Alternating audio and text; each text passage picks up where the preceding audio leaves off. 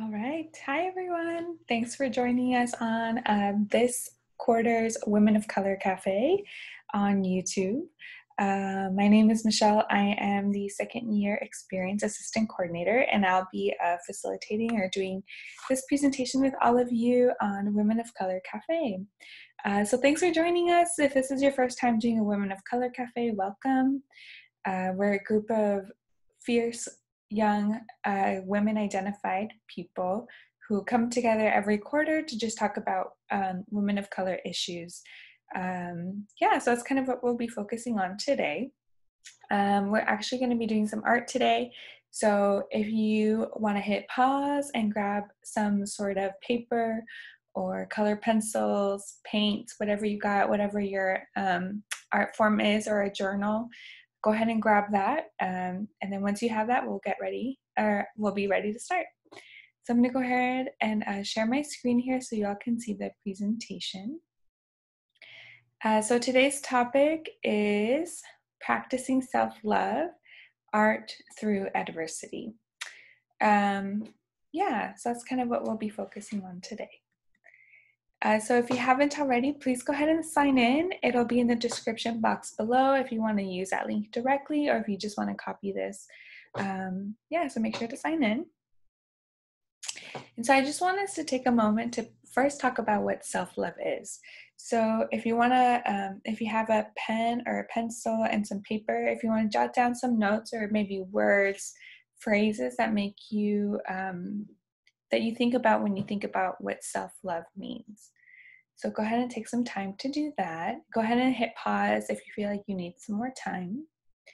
But really think about, what does it mean to practice self-love, or what does self-love mean to you?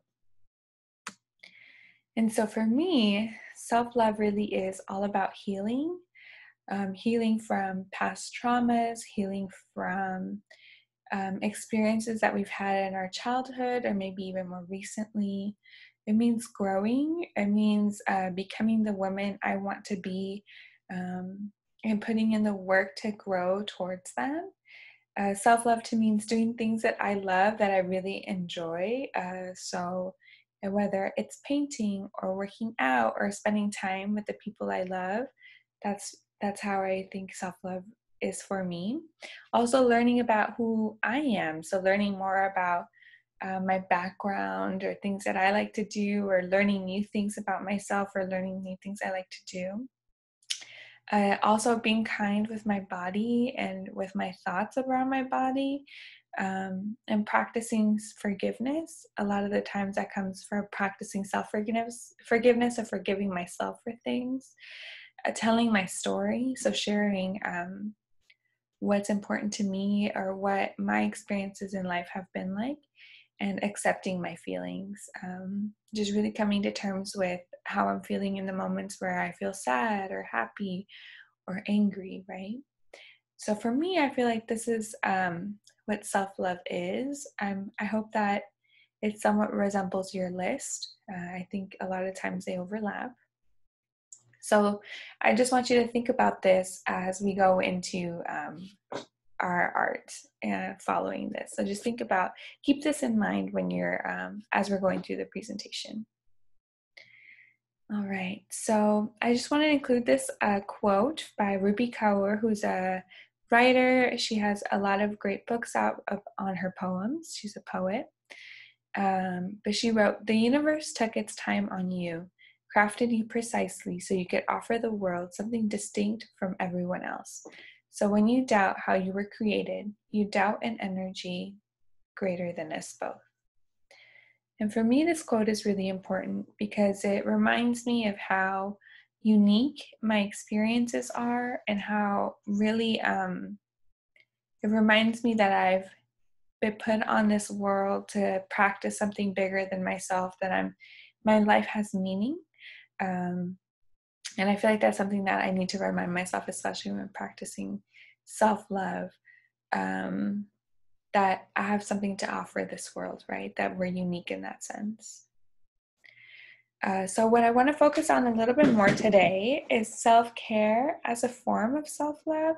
So we talk a lot about self-care as doing things that make you happy or taking care of things that you need to do. So that's kind of what we're going to be talking about a little bit today.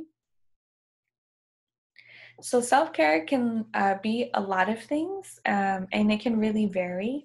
Self-care is something that is very unique to you and what you need, right? So a lot of the times people want to know like exactly what they should do to take care of themselves and how they should do it and how they should practice it. But I can only tell you what works for me because I know what I need. And you can only know what you need or how your self-care should look like. But there are a couple of things. You can kind of divide self-care into multiple brackets. So emotional, physical, spiritual, mental, practical, and social. So a lot of times we think that self-care has to be like this whole ordeal where you spend a lot of money or spend a lot of time on something, whether it's like, oh, I'm going to go to the spa, or I'm going to work out all day, or I'm going to be active all day, or I'm going to hang out with my friends all weekend. It really doesn't have to be something huge and grandiose where you're like, okay, this is self-care. It can be really small things that you practice throughout the day, and they can also feed different parts of ourselves. So maybe I need to take care of myself physically, or maybe spiritually, or maybe even like doing something practical, right? So I have some ideas that I think a lot of these things help me. So hopefully they help you. But for the emotional category of self-care, you could do something like watching a movie, writing affirmations for yourself. So writing gratitudes. I do that. Talking about how you feel or what's going on with you. Painting or drawing self-portraits. Going to therapy, so mental health therapy, talking to others, things like that. For physical self-care, it could be something like having a little dance party, even if it is by yourself, going for a walk, taking a hike or going outside, going to the pool, swimming, doing something active, even active things like playing Wi-Fi games, um, or like, I think like the Wii, I don't know if that's still a game, but people used to do that. Doing things like roller skating, playing sports, that's all a good way to take care of your body. For spiritual self-care, you could write something like a gratitude list, going outside, talking about forgiveness, writing thank yous to people you care about or who you really want to appreciate, volunteering your time to something that's important to you. As you can see, a lot of these overlap, right? For mental self-care, drawing or writing stories, finding shapes in clouds, it's kind of meditative. Making vision boards, so kind of like being creative in the way you set out your goals, playing mind strength games. For me, can even be something like knitting or crocheting that involves counting. For practical self-care, these are things like cleaning up or tidying up around the house, decluttering, making a grocery list of the things that you have to buy when you go to the store, especially now since we're impacted and going to the store, literally going anywhere can be kind of anxiety provoking. Learning more about money or budgeting, setting a morning and night routine. So these are all the things that we don't necessarily consider self-care always, but those are the things that, sometimes in the back of our minds, we know we have to do, but we just don't get to it.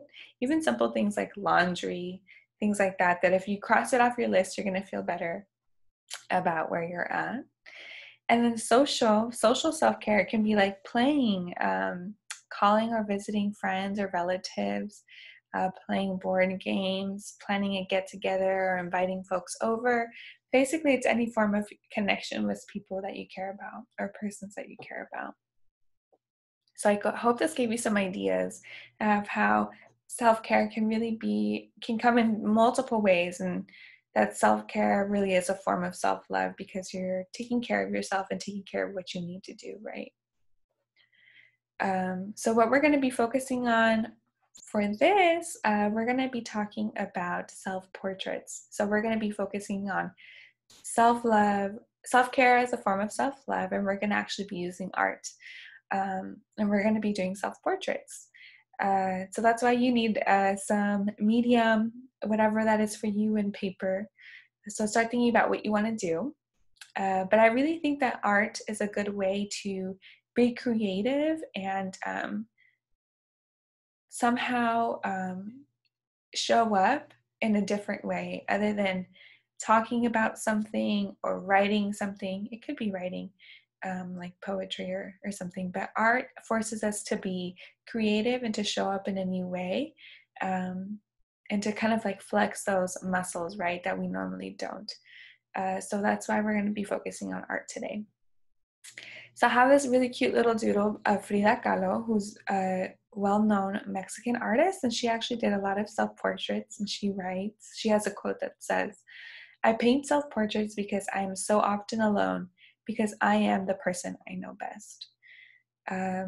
So that's going to be our focus today for our self-portraits. We're going to be focusing on how we know ourselves best and somehow translating that onto our medium.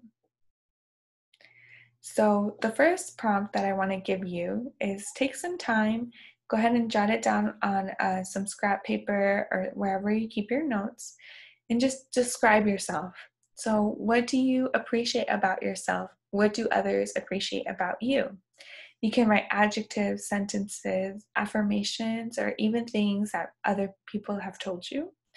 So just take some time to write down some adjectives or things that you really love about yourself or appreciate about yourself. And I know this can be kind of hard because a lot of us it's so easy for us, but I can relate, for me too, to go directly into things that I want to work on or things that I'm not necessarily proud of. So this will hopefully challenge you in a new way to think about the things that you really love about yourself and things that other people really love about you, because I'm sure there are plenty of things, and I don't think we think about those often. So go ahead and take some time. If you need more time, go ahead and hit pause on the video now. But for the sake of the presentation, we're going to go ahead and move on. So now we're going to be drawing the actual self-portrait. So I want you to emphasize the parts that you love most about you. So go ahead and use that scrap paper with all the descriptions of adjectives or the phrases to kind of guide you through the self-portrait. I really want you to celebrate yourself and be like proud of the things that you wrote down and somehow translate that onto the paper. So it can be really abstract. It doesn't actually have to look anything like a physical person or look even like you. It can be really abstract using words, like poetry, for example, or a spoken word. Or it can be a drawing, like a little doodle. It could be painting. It could just be an expression of colors, etc. So do whatever it is that is calling to you right now, whatever medium you feel like you can express yourself the best in. And remember that this is just for you. No one's going to see it. So try not to judge it. Just draw and write whatever comes to mind. So let it be a very like almost train of thought process, very flow-like. Try to just do whatever comes to mind and don't judge it. Just let your thoughts and the descriptions that you wrote take you wherever you need to go.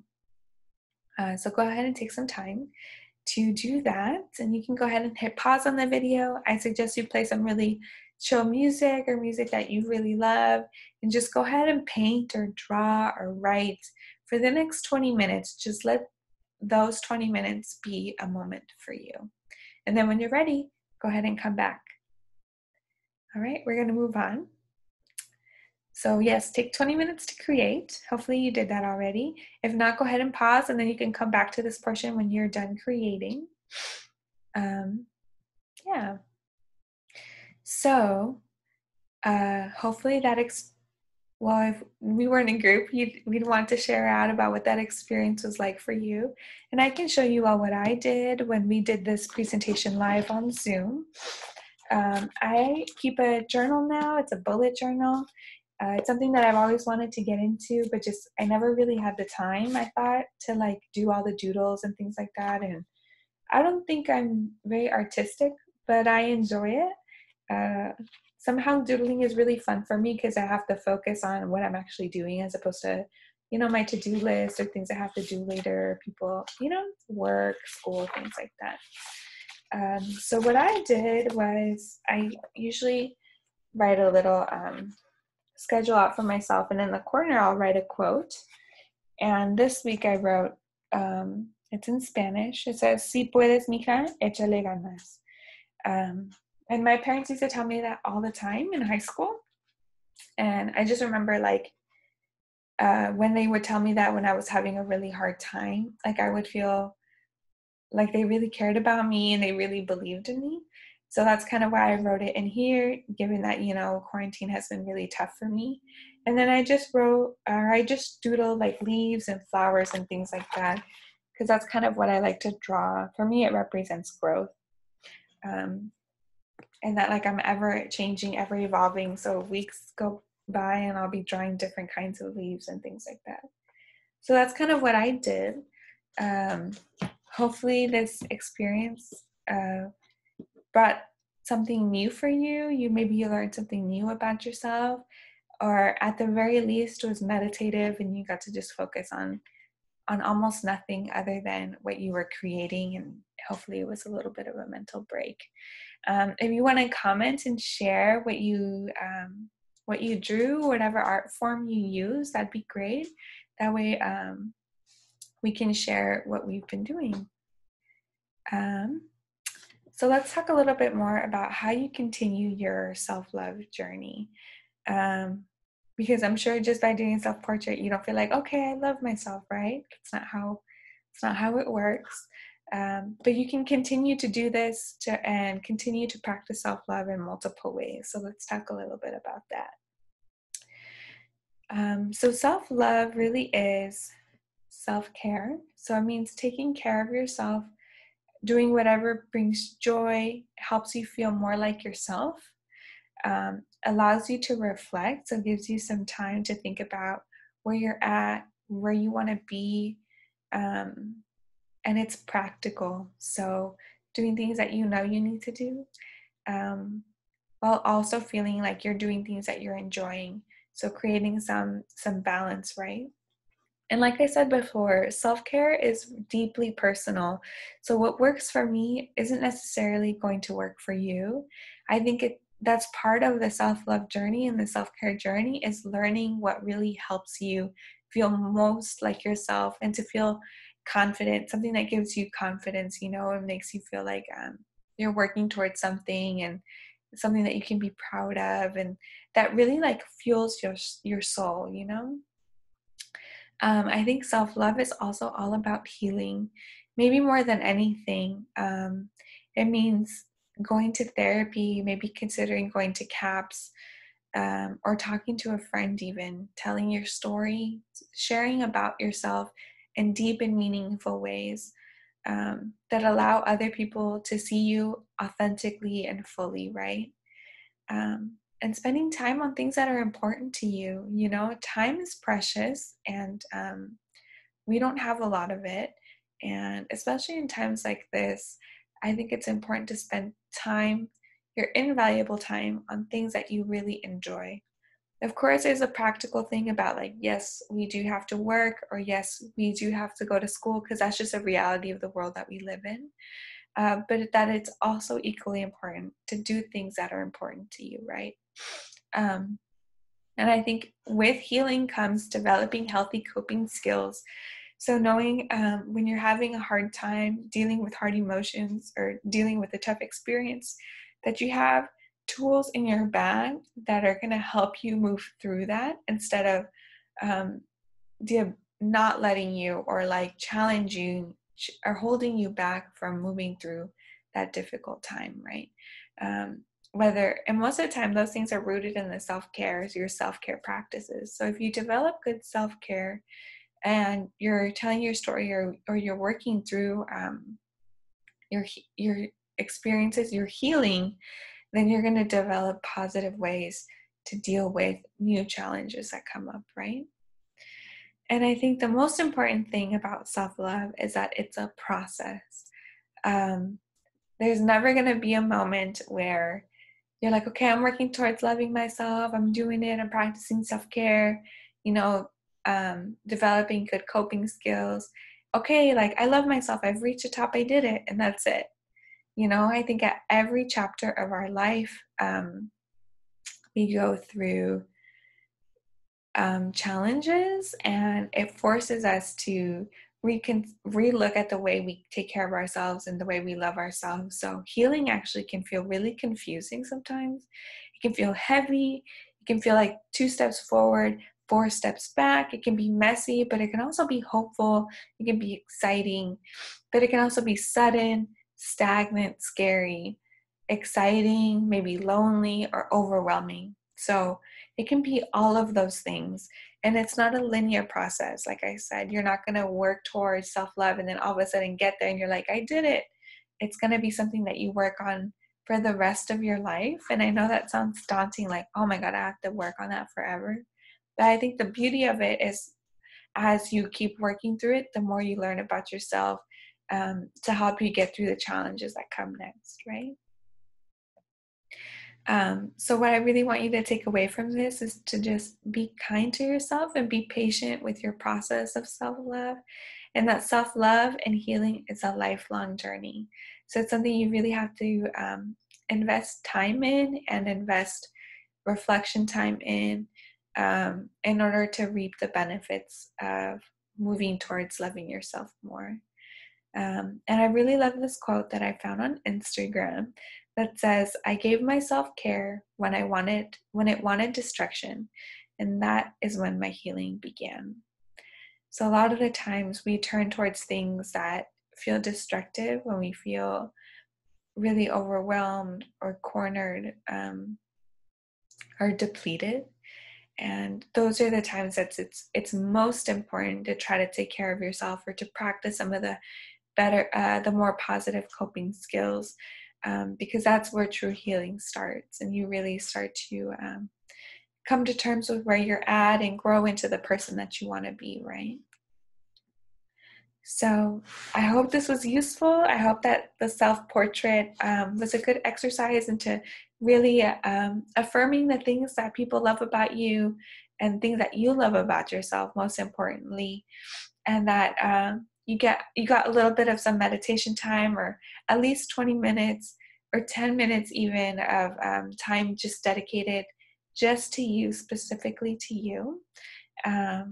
I hope that you continue your self-love and your self-care journey far beyond this. And I do hope that this kind of was like a